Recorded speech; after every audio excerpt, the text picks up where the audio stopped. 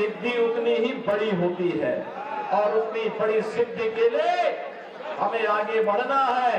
प्रधानमंत्री मोदी जी ने देशवासियों के सामने विकसित भारत का एक संकल्प दिया है। विकसित भारत तभी विकसित हो सकता है, हमारा भारत तभी विकसित हो सकता है तो वह एक होगा तो श्रेष्ठ होगा, श्रेष्ठ होगा तो दुनिया की कोई ताकत उसे विकसित बनने से रोक नहीं सकती है। पूरा प्रयास, हमारी पूरी साधना राष्ट्र माता के चरणों में समर्पित होनी चाहिए।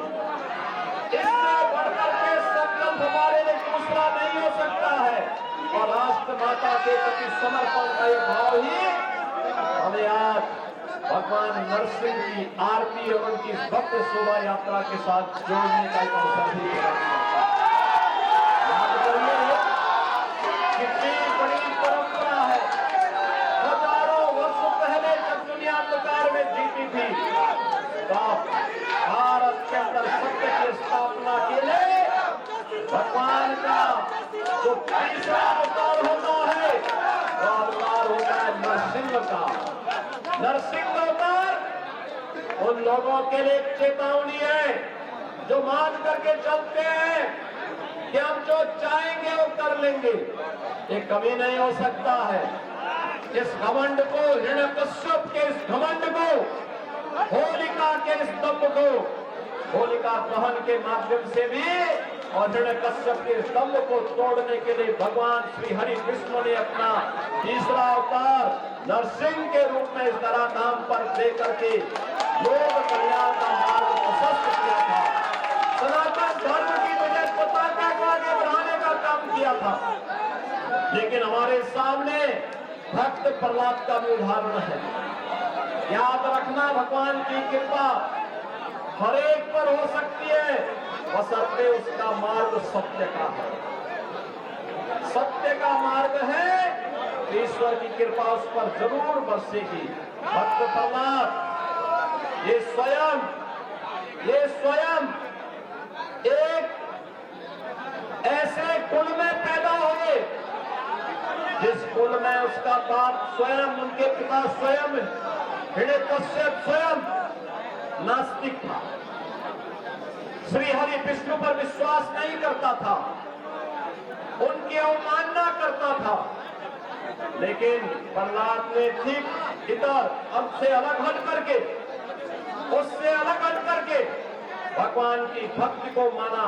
यानी भगवान की भक्ति का मतलब राष्ट्र भक्ति का मार्ग प्रशस्त किया और राष्ट्र भक्ति के माध्यम से अपना जन्म और जीवन समय पीढ़ी के लिए प्रेरणा बन गई। उसी प्रेरणा का केंद्र बिंदु हम सबको बनना है अपने देश के लिए। और इसी भाव के साथ होली के इस पावन पर्व के साथ हमें जुड़ने का अवसर प्राप्त हो रहा है। आज के इस अवसर पर मैं आप सभी नागरिकों को, पूरे प्रदेशवासियों को होली की बधाई देता हूं।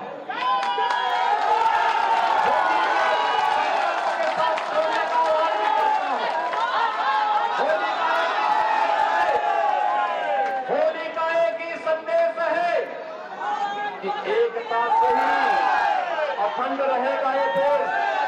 होली का है एक संदेश, एकता से ही अखंड रहेगा ये देश और अखंड रहेगा तो एक भारत श्रेष्ठ भारत की परिकल्पना साकार होगी। महाकुंभ और होली के इस संदेश को घर घर तक हम पहुंचाने का कार्य करेंगे। इस विश्वास के साथ मैं आपके इस अवसर पर एक बार फिर से आपको होली की बधाई देता हूं। होली की शुभकामनाएं आप सबके प्रति देशवासियों के प्रति व्यक्त करता हूं और विश्वास करता हूं कि यह उत्साह और उमंग हमारे जीवन में सकारात्मकता ला करके अपनी मातृभूमि के प्रति श्रद्धा और समर्पण के साथ जुड़ने का कार्य करेंगे। आप सबके प्रति मेरी मंगलमय शुभकामनाएं। धन्यवाद। जय जय श्री राम।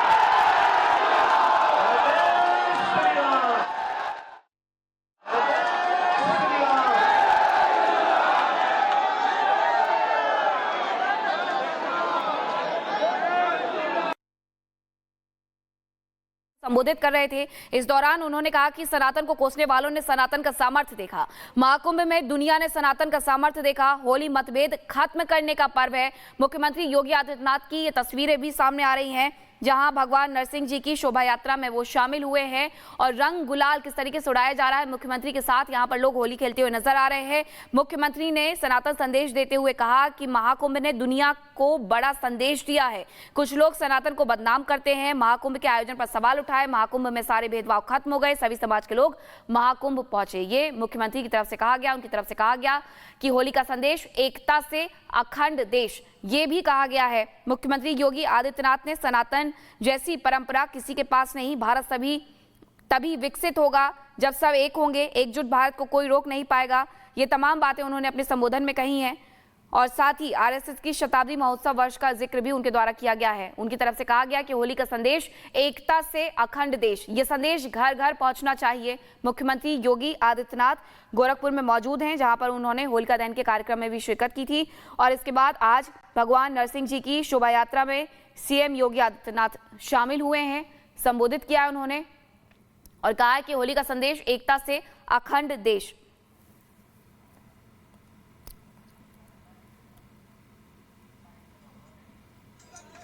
अभी आपने देखा होगा जो लोग सनातन धर्म को कोसते थे, जो लोग कोसते थे, उन्होंने सनातन धर्म की भी और भारत की सामर्थ्य भी प्रयागराज महाकुंभ के माध्यम से देखी। 66 करोड़ से अधिक श्रद्धालु एक साथ एक घाट पर आकर के त्रिवेणी के महासंगम में आकर के महास्नान का पुण्य का भागीदार बना है।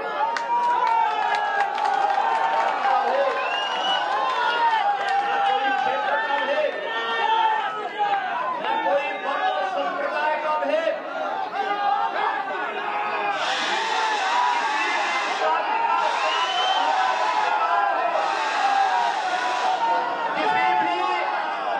क्षेत्र का सनातन धर्मावलंबी रहा हो, किसी भी भाषा का सनातन धर्मावलंबी रहा हो, भारत में रह रहा है तो भारत के बाहर से है तो आकर के मां गंगा, मां यमुना और मां सरस्वती की त्रिवेणी में आस्था की पावन डुबकी लगा करके पुण्य का भागीदार बना है और अपने जन्म और जीवन को धन्य धन्य कह करके सभी को साधुवाद दे करके योग्यता से लोगों के प्रति साधुवाद दे करके फिर अपने गंतव्य की ओर प्रस्थान कर दिया। अद्भुत आयोजन था। अद्भुत लोग हमें मानते थे कि हम विभाजित हैं जाति के नाम पर, छूत और अस्पृश्यता के नाम पर। उन लोगों से पूछना चाहिए कि भगवान ने तुम्हें दृष्टि दी है, जाओ, तुम हमें बदनाम करते थे, हमारे सनातन धर्म को बदनाम करते थे, तुम्हें देखना है तो प्रयागराज के संगम में आकर के देखो कौन जातिवाद थी, कौन कौन वहां तो राष्ट्राध्यक्ष हो या एक सामान्य गांव का निवासी, वहां पर कोई बड़ा धर्माचार्य रहा हो या गांव में निवास करने वाला एक सामान्य योगी सन्यासी, इन सब ने एक ही संगम में जाकर के मां गंगा की कृतज्ञता ज्ञापित करते हुए आस्था की पावन डुबकी लगाई है। कौन लोग हैं जो बांटने का काम कर रहे हैं? ये वही लोग हैं जिन्होंने अयोध्या में राम मंदिर का विरोध किया। ये वही लोग हैं जो गौ तस्करी में लिप्त थे और गौ हत्यारों को प्रश्रय देकर के उन्हें सत्ता में भागीदारी बनाते थे।